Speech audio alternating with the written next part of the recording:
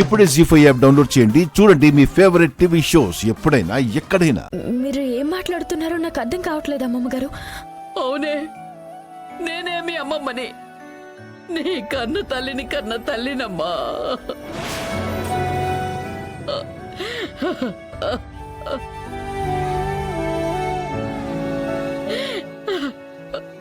అమ్మమ్మ గారు, ఏంటి మీరు చెప్పేది? నాకు అర్థం కావట్లేదు. నాకంతా అర్థమైందమ్మా. ఏ జన్మలో చేసుకున్న పాపమో నిన్ను నాకు దూరం చేసింది. ఏ జన్మలో చేసుకున్న పూజా ఫలితమో ఈ రోజు నాకు దగ్గర చేసింది.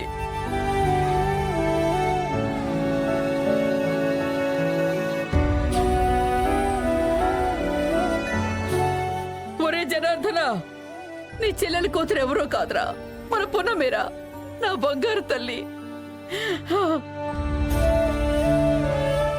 సావిత్రి, నీ ఆడపడుచు కూతురేనే నీకు కోడలుగా వచ్చింది. ఒరే పృథ్వీ, నీ మేనత్త కూతురేరా నీకు భార్యగా వచ్చింది.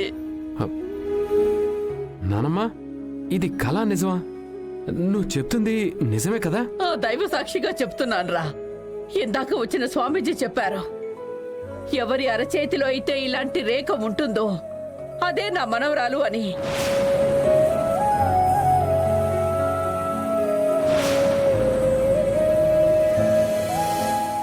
ఆయన చెప్పినట్టుగానే జరిగింది. ఇప్పుడు చెప్పండి, పున్నమి నా మనవరాలా కాదా? పున్నమి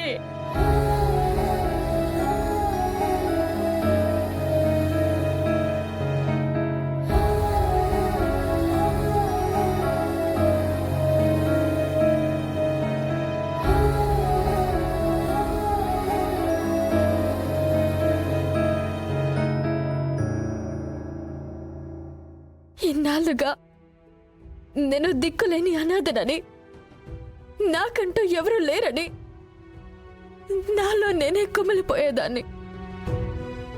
కానీ ఇన్నాళ్ళకి నాకు ఒక కుటుంబం ఉందని, ఆ కుటుంబానికి నేను చేరానని,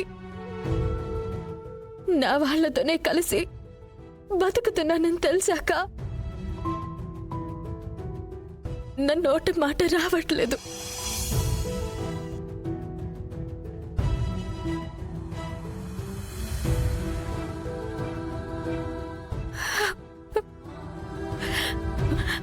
అమ్మమ్మ, వకీల్ సాబ్ నా బావ కదా? అవునే, పృథ్వీ నీ బావ. అమ్మమ్మ గారు, నాకెంత సంతోషంగా ఉందో తెలుసా? ఎంత ఆనందంగా ఉందో తట్టుకోలేకపోతున్నాను. ఇన్నాళ్ళు నా నిరీక్షణ ఫలించింది. నువ్వు నాకు దక్కావు, నా బంగారు తల్లి.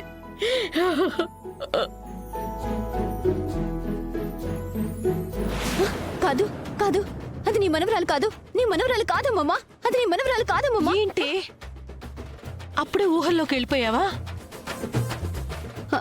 ఏంటి ఇదంతా నా ఊహ? అవును. మాట్లాడు ఏమిటి పున్నమి? నీ అరచేతిలోకి ఈ రేఖ ఎలా వచ్చింది? ఈ రేఖ గురించి ఇవిడికి ఎలా తెలుసు? ఎవరు చెప్పుంటారు? నాకు తెలియదు అమ్మమ్మ గారు. తెలియకుండా ఈ రేఖ నీ చేతిలోకి ఎలా వస్తుందమ్మా? అమ్మా, ఆ రేఖ గురించి మీరెందుకు అడుగుతున్నారు?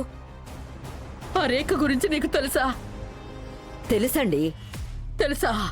మా ఊరికి ఒక స్వామీజీ వచ్చి, ఇట్లాంటి రేఖ అరచేతిలో ఉంటే ఎట్లాంటి గండాలు ఉండవు, నిండు నూరేళ్లు ఆరోగ్యంగా బతుకుతారు అని చెప్తే మా ఊళ్ళో ఉన్న పిల్లలందరికీ ఇట్లాంటి రేఖలే వేయించామండి.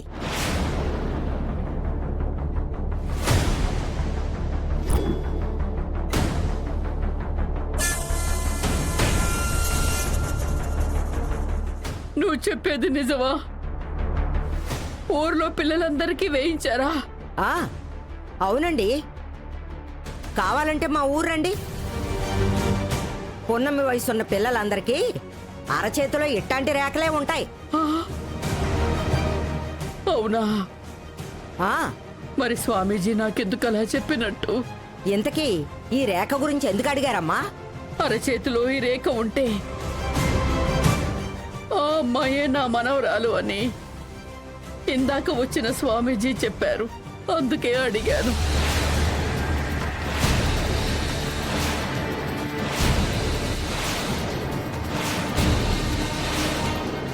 ఏడ్సినట్టుంది. ఎర్రచీర కట్టుకున్న వాళ్ళందరూ నా పెళ్ళామా అన్నట్టు అరచేతిలో రేకున్న వాళ్ళందరూ నీ మనోరాళ్ళైపోతారా? ఆవిడ చెప్పింది విన్నావుగా, వాళ్ళ ఊర్లో సగం మంది ఆడపిల్లలకి అరచేతిలో ఇదే రేఖ ఉందంట. అందరూ నీ మనోరాళ్ళైపోతారా? అంటే స్వామీజీ చెప్పారు కదా అని. ఇదిగో, ఇలాంటి అడ్డమైన వాళ్ళ మాటలన్నీ వింటే ఇలాంటి అడ్డదిడ్డమైన అనుమానాలే వస్తాయి. మానే.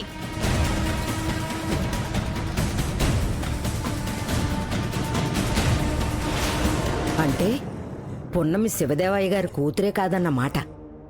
పెద్ద ఆవిడికి మనవరాలు కూడానా?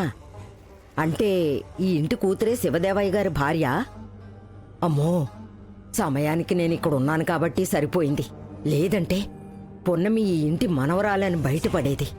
అదే జరిగితే అగ్నిదేవయ్య ఒక్క పైసా కూడా ఇచ్చేవాడు కాదు. ఈ పున్నమి శివదేవయ్య వారసురాలు అన్న నిజం బయటపడనంత వరకే నీకు డబ్బులిస్తాడు, లేదంటే వెంటనే ఆపేస్తాడు.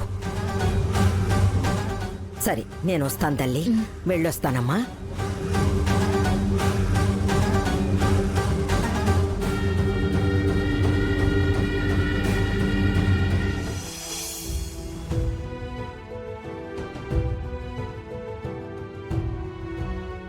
వకీల్ సాబ్, ఏంటి పున్నమి?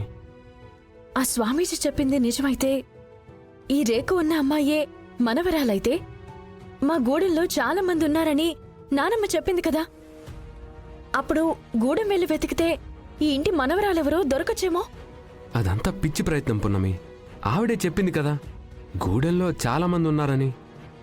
వాళ్ళలో ఎవరని వెతుకుతాం, ఎలా నిర్ధారించుకుంటాం? అయినా ఇవన్నీ అయ్యే పనులు కాదు. వెళ్దాం పద. పద.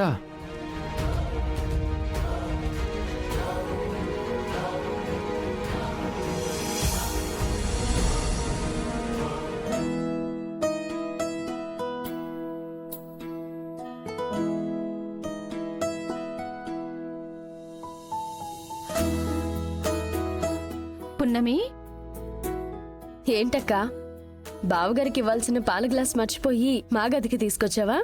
నీకు అలా అర్థమైందా? నీకోసమే తీసుకొచ్చాను. అంతేకాదు, నీకోసం స్వీట్లు కూడా వస్తున్నాయి. ఇవన్నీ ఎందుకక్కా? తెలిసి అడుగుతున్నావా, లేదంటే నా ద్వారా తెలుసుకోవాలని అడుగుతున్నావా? నిజంగా తెలియకే అడుగుతున్నాను. ఇందులో తెలియకపోవడానికి ఏముంది?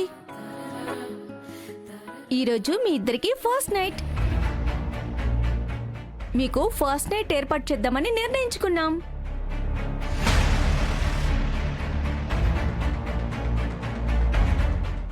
జీ5 యాప్ డౌన్లోడ్ చేసి అన్ని ఎపిసోడ్స్ పూర్తి ఉచితంగా చూడండి.